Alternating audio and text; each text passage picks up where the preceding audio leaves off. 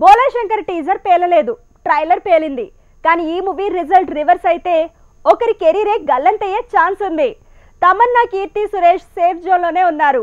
ఎటొచ్చి దర్శకుడు మెహర్ రమేష్ అగ్ని పరీక్షను ఫేస్ చేస్తున్నాడు. ఎందుకు? Have you look. Bholaa Shankar August 11న రాబోతోంది. జైలర్ మూవీ రిలీజ్ కి మరుసటి రోజే ఈ సినిమా రానుంది. మెగాస్టార్ వర్సెస్ సూపర్ స్టార్ అంటున్నారు.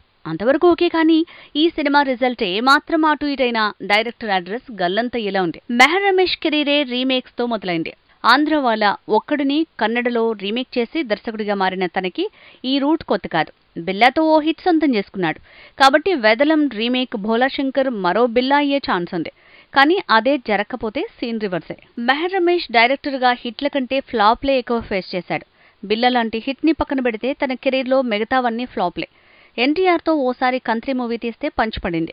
మరో మూవీ తీస్తే కెరీర్కే బ్రేక్ పడింది. కంత్రి కొద్ది వరకు పర్లేదు, కానీ శక్తి లాంటి మూవీతో మెహర్ రమేష్ కెరీరే డ్యామేజ్ అయింది. హీరో తారక్ కెరీర్లో అదో పీడకల లాంటి మూవీగా మిగిలింది. అందుకే ఏళ్లకేళ్లు ఆఫర్స్ కోసం మెహర్ రమేష్ వెయిట్ చేయాల్సి వచ్చింది. విక్టరీ వెంకటేష్ తో షాడో అంటూ మూవీ తీశాక మెహర్ రమేష్ మెగా ఫోన్ వదిలిపెట్టాల్సి వచ్చింది.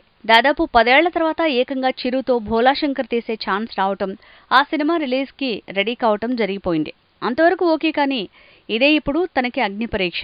ఇక్కడ హిట్ పడకపోతే ఇక మరో హీరో తన దరిదాపుల్లోకి రాకపోవచ్చు అంటున్నారు.